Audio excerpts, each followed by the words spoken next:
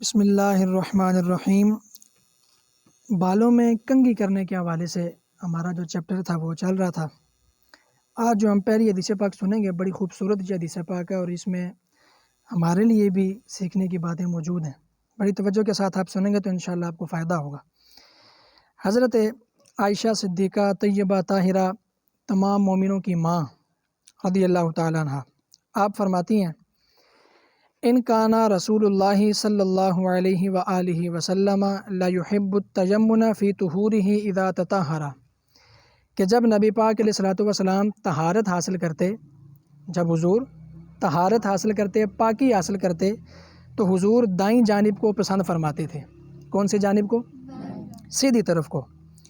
وفی ترجلہ اذا ترجل، جب حضور بالوں میں کنگھی فرماتے تو حضور اس وقت بھی دائیں جانب کو پسند فرماتے۔ وفی انتعالہ اذا انتعل، جب حضور چپل پہنتے تو چپل پہننے میں بھی سرکار دائیں جانب کو پسند فرماتے تھے۔ اس کا مطلب یہ ہے کہ جب حضور وضو فرماتے، یعنی جب حضور پاکی حاصل کرتے، تو حضور سیدھی طرف سے وضو شروع کیا کرتے تھے، سیدھی طرف سے وضو شروع کیا کرتے تھے۔ یہ حضور کو پسند تھا کہ حضور دائیں جانب سے اس کام کو شروع کریں۔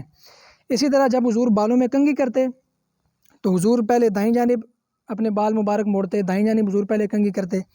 اسی طرح جب حضور چپل مبارک پہنتے تو پہلے حضور اپنا دایاں پاؤں چپل میں داخل فرمایا کرتے تھے۔ اس کی وجہ علماء کرام نے یہ بیان کیا کہ حضور نیک فال لیا کرتے تھے۔ کیا لیا کرتے تھے؟ یعنی حضور بدشگونی سے بچا کرتے تھے، نیک شگون لیا کرتے تھے۔ تو چونکہ قرآن پاک میں ایک لفظ استعمال ہوا ہے اصحاب الیمین، کیا لفظ ہے؟ سورہ واقعہ کے اندر موجود ہے۔ تو اصحاب الیمین سے مراد ہیں جنتی لوگ۔ کون سے لوگ مراد ہیں؟ یعنی جنتی لوگوں کو اللہ تعالیٰ نے قرآن پاک میں اصحاب الیمین کہہ کے پکارا ہے کہ جو جنتی لوگ ہیں وہ سیدھی طرف والے ہیں، وہ دائیں جانب والے ہیں۔ تو اس لیے نبی پاک علیہ الصلوۃ والسلام ہر شان والا کام دائیں طرف سے شروع کیا کرتے تھے تاکہ ہمارا شمار بھی جنتیوں میں سے ہو جائے، تاکہ ہمارا شمار بھی جنتیوں کے ساتھ مشابہت ہو جائے، ایک نسبت ہو جائے، کیونکہ جنتیوں کو اللہ تعالیٰ نے قرآن پاک میں یہ فرمایا کہ وہ دائیں جانب والے ہیں، وہ سیدھی جانب والے ہیں۔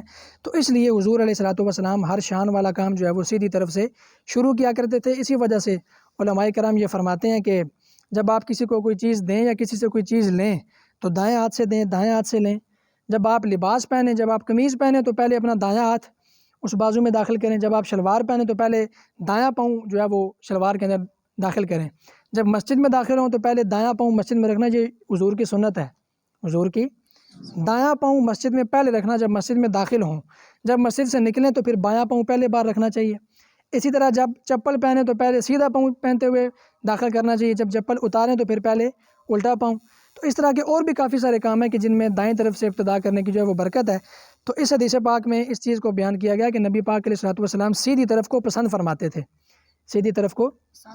اور یہاں پر چونکہ ہمارا بالوں میں کنگھی کرنے کے حوالے سے چیپٹر چل رہا ہے تو اس میں بالوں کے اندر کنگھی کرنے کا ذکر بھی موجود ہے کہ جب حضور بالوں میں کنگھی فرمایا کرتے تھے تو پہلے حضور دائیں جانب پر بال مبارک پھیرا کرتے تھے۔ اگلی جو حدیث پاک ہے یہ حضرت عبداللہ بن مغفل رضی اللہ تعالیٰ عنہ صحابی رسول ہیں۔ آپ فرماتے ہیں کہ نہا رسول اللہ صلی اللہ علیہ وسلم عن الترجل الا غبا، نبی کریم علیہ الصلوۃ والسلام نے بالوں میں کنگھی کرنے سے منع فرمایا مگر کبھی کبھی، مگر سارے بولیں کبھی کبھی۔ اس حدیث پاک کا کیا مطلب ہے؟ پہلے تو یہ بیان ہوا کہ حضور خود بالوں میں کنگھی کیا کرتے تھے، اس حدیث میں یہ ہے کہ حضور نے منع فرمایا لیکن کبھی کبھی۔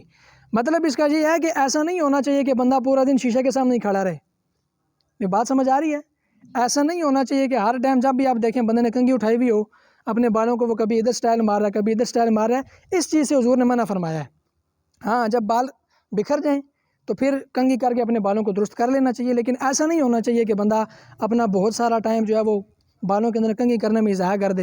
اور ایسا بھی نہ ہو کہ بندہ ایسا لگنا شروع ہو جائے کہ کوئی بندہ دیکھے تو وہی سمجھے کہ شاید یہ جن کا پتر ہے یا یہ خود جن ہے۔ یہ علماء کرام نے لکھا ہے کہ ایسا بھی نہیں لگنا چاہیے کہ یعنی بالوں کی کیفیت اتنی بری ہو کہ بندہ یوں لگے کہ یہ جن میرے سامنے آ گیا۔ تو ایسا بھی نہیں ہونا چاہیے، اور ایسا بھی نہیں ہونا چاہیے کہ بندہ ہر ٹائم شیشے کے سامنے کھڑا ہے اور پورا دن جو ہے وہ کنگھی کر رہا ہے۔ تو اس چیز سے حضور نے منع فرمایا۔ تو حضور فرماتے ہیں کہ کبھی کبھی کنگھی جو ہے وہ کرنی چاہیے۔ تو اسی وجہ سے انہوں نے فرمایا کہ نبی کریم علیہ الصلوۃ والسلام نے بالوں میں کنگھی کرنے سے منع فرمایا مگر کبھی کبھی۔ اس چیپٹر کی جو آخری حدیث پاک ہے اس کے اندر بھی یہی بات بیان ہوئی ہے۔ حضرت حمید بن عبد الرحمن، یہ انہوں نے کسی صحابی سے اس حدیث پاک کو روایت کی ہے، ان صحابی کا نام یہاں پر موجود نہیں ہے۔ تو یہ اگرچہ حدیث پاک کی روایت کے اندر جو حدیث کی سند ہوتی ہے کہ یہ حدیث کس صحابی نے بیان کی ہے، ان سے کن صحابی نے بیان کی ہے، اگر کسی صحابی کا نام موجود نہ بھی ہو تو پھر بھی اس حدیث کی صحت پر کوئی فرق نہیں آتا۔ اس کی وجہ یہ ہے کہ صحابہ کرام سارے کے سارے عادل تھے، سارے کے سارے عادل کا مطلب ہوتا ہے عدل کرنے والا، انصاف کرنے والا۔ تو صحابہ کرام چونکہ سارے کے سارے عادل تھے، ثقہ تھے، تو اگر کسی حدیث کی سند میں کسی صحابی کا نام کم بھی ہے تو پھر اس حدیث کی جو صحت ہے اس پر کوئی فرق نہیں آئے گا۔ تو یہاں پر ان صحابی رسول کا نام موجود نہیں ہے، انہوں نے کسی بھی ایک صحابی سے روایت کی ہے۔ اب وہ بات کیا فرماتے ہیں کہ ان النبی صلی اللہ علیہ وسلم کانا یترجل غبا، کہ نبی کریم علیہ الصلوۃ والسلام اپنے مبارک بالوں میں کبھی کبھی کنگھی فرمایا کرتے تھے۔ کب کنگھی فرماتے تھے؟ کبھی کبھی۔ تو یہ وہی بات ہے کہ ایسا نہیں ہونا چاہیے کہ بندہ ہر ٹائم کنگھی لے کر شیشے کے سامنے کھڑا رہے اور اپنے آپ کو سجانے میں سنوارنے میں جو ہے وہ سارا ٹائم گزار دے۔ ہاں جب حالت خراب ہو جائے تو پھر بندے کو کنگھی کر کے اپنے بالوں کو درست کر لینا چاہیے۔ اللہ تعالی ہم سب کو حضور کی سیرت پر عمل کرنے کی توفیق عطا فرمائے۔ وما علیہ الا البلاغ المبین۔